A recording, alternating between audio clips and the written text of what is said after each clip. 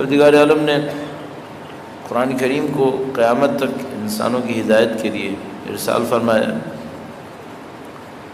نہیں معلوم کتنے انسانوں کے گروہ، قومیں، جماعتیں وہ ہیں جن کے لیے یہ قرآن نازل ہوا ہے. 1400 سال پہلے آیا، آج تک باقی ہے، قیامت تک یہی کتاب ہے. اب صرف آج کے زمانے کو لے لیجئے. آج کے زمانے میں بیان کر رہے ہیں کہ تقریباً 220 کے قریب ملک ہیں اس وقت. یہ جو 220 ملک ہیں ان میں بہت سارے ملک ایسے ہیں جس میں خود سینکڑوں قومیں بسی ہوئی ہیں. بعض ملک ایسے ہیں جن میں سینکڑوں زبانیں جاری ہیں. ان سب کے لیے قرآن کریم ایک کتاب یہ ہدایت دینے آئی. اگر ہم انسانوں پہ تقسیم کریں، اس وقت مثلاً روئے زمین کے اوپر 7 ارب انسان ہیں. 7 ارب انسانوں کو جو آج موجود ہیں کتاب ہدایت دے.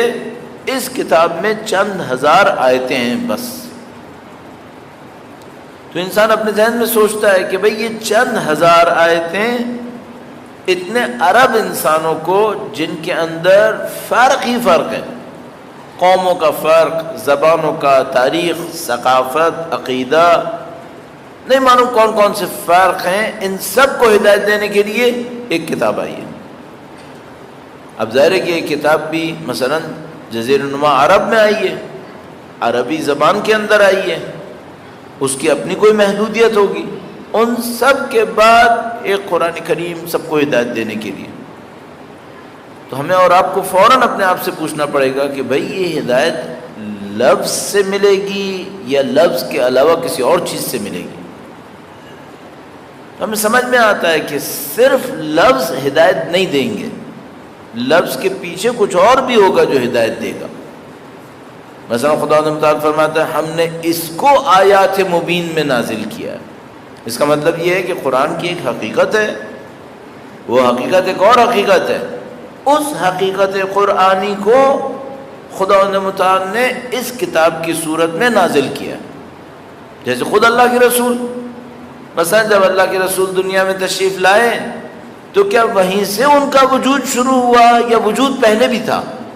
تو وجود پہلے بھی تھا. یہ ظاہر ہے مثلا اللہ کے رسول فرماتے ہیں کہ اول ما خلق اللہ نوری، پہلی چیز جو خدا نے خلق کی وہ میرا نور ہے. مخلوق اول، پہلی مخلوق، کامل ترین، خدا متعال کی تمام اوصاف کے ساتھ وہ، اور فرمایا میں اور علی ایک ہی نور سے خلق ہوئے، تمام باقی انسان دوسرے نور سے خلق ہوئے. تو یہ پہلی مخلوق تو خود رسول خدا ہیں. تو یہ تو انبیاء کے آخر میں تشریف لائے. اللہم صلی علی محمد. لیکن جب تشریف لائے تو تمام انبیاء کے آخر میں آئے. اس کا مطلب ہے کہ ایک ان کا اپنا وجود ہے، ان کا اپنا ایک مقدس نورانی وجود ہے، وہ علیحدہ ہے. جو زمین پر تشریف لائے ہیں وہ ایک زمینی وجود ہے جس میں یہاں پر تشریف لائے. قرآن کریم کے بارے میں کیا کہیں گے جبکہ دونوں ایک ہی ثقل ہیں، برابر کے ہیں؟ تو قرآن کریم بھی یقیناً کوئی ایک نورانی وجود ہونا چاہیے، اور اس کے اوپر بہت سارے دلائل ہیں. مثلا خدا متعال فرماتا ہے قرآن کریم قیامت کے دن شکوہ کرے گا کہ بھئی میرے گھروں کو انہوں نے مجھے گھروں میں رکھا، پڑھا نہیں کبھی. اب آپ خود تصور فرمائیے، یہ جو الفاظ ہیں، کتاب ہے، صفحے ہیں، یہ مثال کے طور پر پہلے مجھے یاد ہے جب یہ لوگ حج پہ جاتے تھے اور یہ آل سعود اور حجاز کے لوگ قرآن کریم دیتے تھے تو یہ پہلے زمانے میں اٹلی کے کسی پرنٹنگ پریس میں چھپتے تھے. بعد میں انہوں نے خود پرنٹنگ پریس لگا لیے تھے، پھر وہیں پہ چھپنے لگے. اٹلی کا کوئی پرنٹنگ پریس تھا جس کے اندر یہ چھپا کرتے تھے. بہت ارلی بات کر رہا ہوں آپ کی خدمت میں، 80s میں. تو آپ تصور کیجئے کہ یہ جو اٹلی کے پرنٹنگ پریس سے نکل کر قرآن کریم آیا تھا، یہ وہ قرآن باشعور ہے جو قیامت کے دن گواہی دے گا،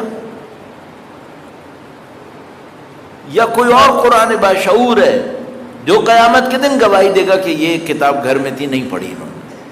یہ کتاب گواہی دینے والی ہے. اس کا مطلب ہے کچھ اور ہے.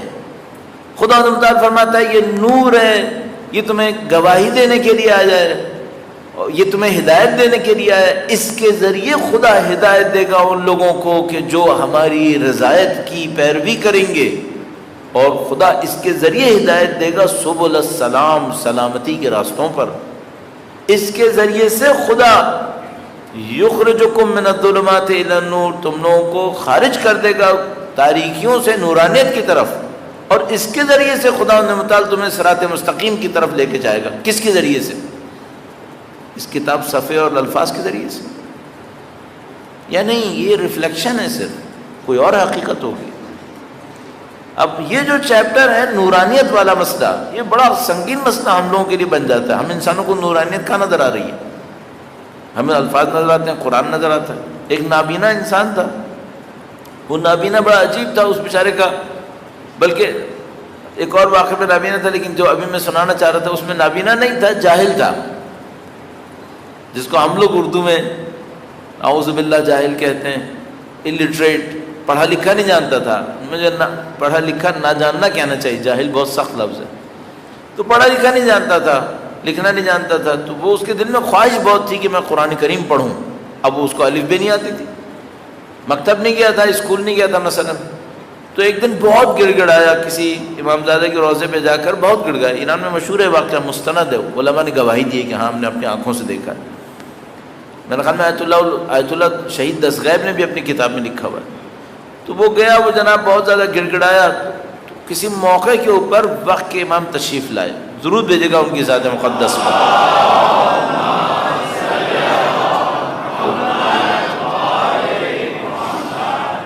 چلو ٹھیک ہے، ایک بار پھر درود بھیجے گا محمد و آل محمد. صلی علی محمد و آل محمد وعجل. اس نے بہت زیادہ التجا کی، امام تشریف لائے. فرمایا کیا چاہتے ہو؟ کہنے لگا میں چاہتا ہوں قرآن کریم پڑھوں. امام نے کہا ٹھیک ہے، ہو جائے گا. چاہتے ہو کہ سمجھو؟ کہنے لگا نہیں، پڑھنا کافی ہے. بعد میں علماء بیچارے روتے تھے، کہتے تھے کاش کہہ دیتا سمجھنا بھی ہے. وہ تفسیر ملتی جو کبھی کسی نے نہیں لکھی تھی. تو کہا سمجھنا چاہتے ہو؟ کہنے لگا نہیں، پڑھنا کافی ہے. امام نے کہا ٹھیک ہے پڑھو. امام بھی مسکرائے. رہ گیا، اور نہیں معلوم کیا نعمت ملنے والی تھی، بہرحال بہت کنارے سے رہ گئی. تو امام نے فرمایا ٹھیک ہے پڑھو گے. تو پھر اٹھا، تو اس کو خواب یاد آیا، تو قرآن کریم دیکھا. تو کہنے لگا لو جی، پڑھنے لگا. یہ تو اس کو لگا کہ میں پڑھ رہا ہوں، اور قرآن کریم پڑھتا تھا. اچھا، آدمی بالکل جاہل، ظاہری طور پر الف بھی نہیں پڑھ سکتا تھا، کوئی اور کتاب پکڑا ہو نہیں پڑھتی، سمجھ میں نہیں آتی تھی. ایک دفعہ کسی نے امتحان لینے کے لیے کیا کیا کہ اس کو ایک کتاب دی. اس زمانے میں عربی میں ہاتھ سے کتابیں لکھا کرتے تھے، وہ پھر بعد میں وہی پرنٹ ہوتی تھیں.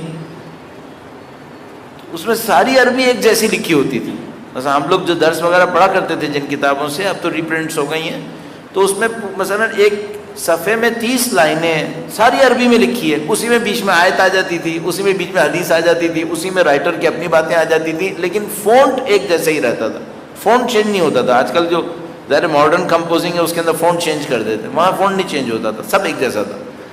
تو وہ بندہ خدا، اس کو کسی نے امتحان لینے کے لیے پکڑا دی ایک کتاب، کہا لو قرآن کریم. تو اس نے کہا نہیں، یہ قرآن کریم نہیں ہے. کہنے کا اچھا قرآن کریم نہیں ہے تو کیا ہے؟ کہنے کا یہ نہیں مجھے معلوم، یہ دیکھو لائن نمبر 4 5 6 اس پہ قرآن ہے، باقی قرآن نہیں ہے. عجیب تھا. تو اس نے پوچھا تمہیں کیسے پتا چلا؟ یہ تو ساری عربی ہے، تمہیں عربی پڑھنی نہیں آتی، قرآن پڑھنا آتا ہے، تمہیں کیسے پتا چلا اس میں سے کون سا قرآن ہے؟ اب اس نے بولا، اس نے کہا نہیں، اس میں سے ایک روشنی آتی ہے، اس میں سے ایک نورانیت آتی ہے. اب کسی کا دماغ وہ چاہیے جس پہ وقت کے امام نے ہاتھ پھیرا ہو، تو اس کو سمجھ میں آئے کہ بھائی یہ نورانیت والا ایشو کیا ہے. یہی آخرت ہے. مددی